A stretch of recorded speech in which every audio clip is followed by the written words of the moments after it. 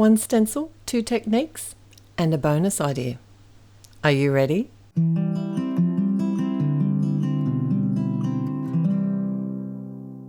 Do you need some inspiration to stretch your background stencil for a new look? Today I've got two cards and they're both made using very similar products, but using different stencil techniques. So you're going to get a unique look every time. And this is going to help you get more from your stash. And a background stencil is very versatile.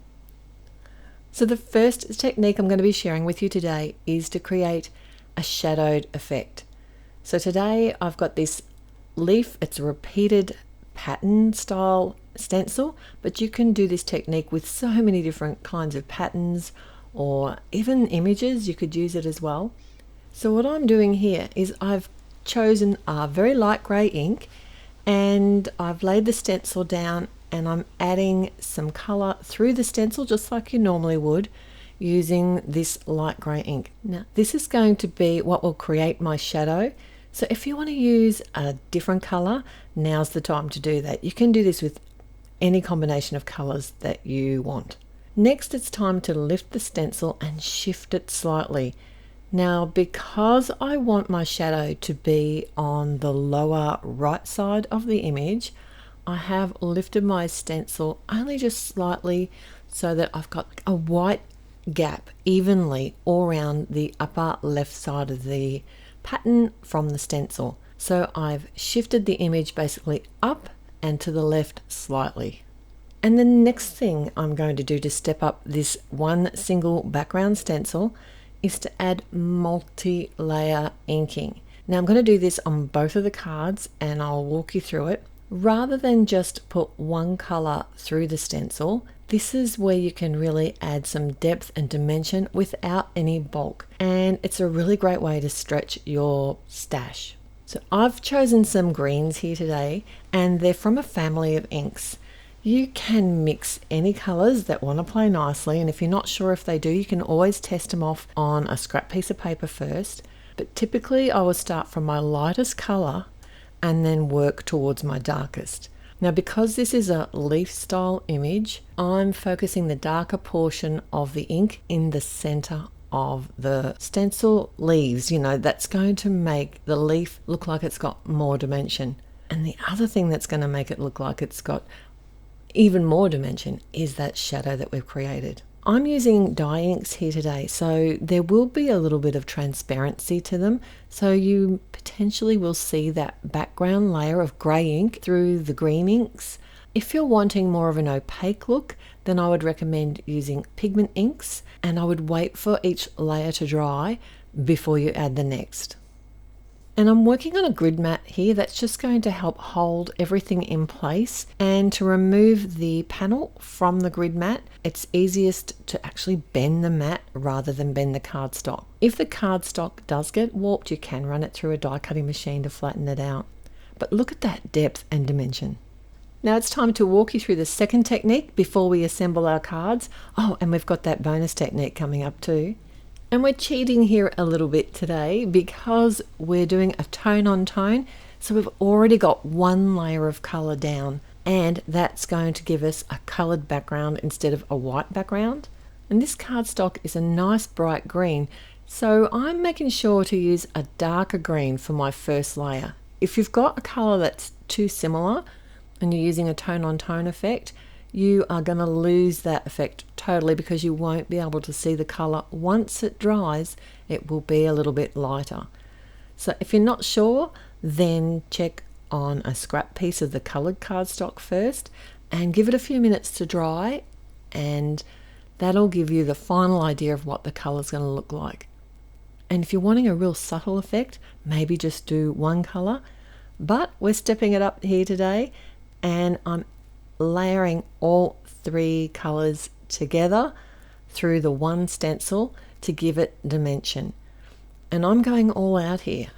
When it comes to the last color, the very dark one, this is going to really add that wow factor because it is so dark compared to the other colors. And I did decide to cut this panel down because I want a white border on my card, and we're going to step it up a little bit so it's was easier for me to do this before I came in with my bonus technique here, which is to do some selective stenciling.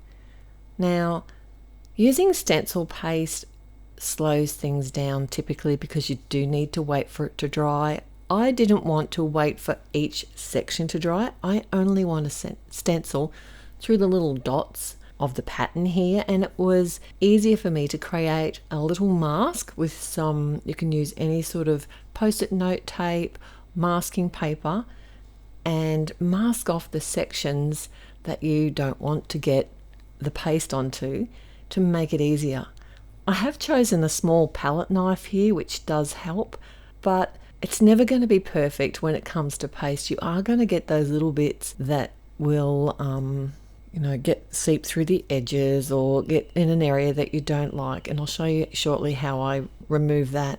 But by doing this little mask, I was able to do each section without having to wait for each section to dry. I could literally just lift off the mask and place it over the next little area, or the 3 dots that I wanted to add the paste to. And when the mask got too manky, too wet, I just grabbed some clean post-it note tape and did it with that. And then of course you always love the big reveal when it comes to a stencil, but I think it's even better when it comes to using stencil paste. That big reveal does have a wow factor. And here's how I remove any excess paste. I just use a craft knife and a little bit of patience and scrape it away. You can probably see it a little bit, but it's a handmade card. That's fine. It's time to assemble our cards now, and I'm starting with the very first background that we made. I thought it'd be fun to add a beautiful, bold, bright flower. I am using the same tones on the leaves. I've used the coordinating cardstocks to the inks and the inks to add some depth to these images in the same colored cardstocks, but they're the next layer up, like they're the darker inks, so that when they dry, they can be seen. And I did add a little bit of extra dimension just by rolling the petals of the flowers and the leaves over the round barrel, and this is just the perfect picker. You can use any pen or pencil, anything that you have to do this. And once I'd layered up my flower, I could grab a sentiment. I've got a coordinating die for this sentiment, so I could pop that up. I love dimension. You don't have to add the amount of dimension that I do to my cards. These would look amazing just layered flat on the card front as well, and that's going to help with keeping the postage costs down.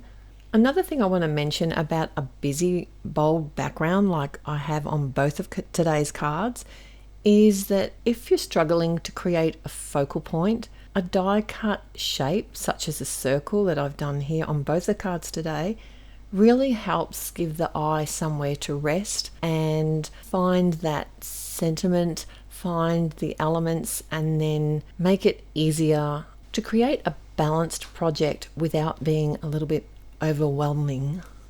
And you can decorate these as little or as much as you like.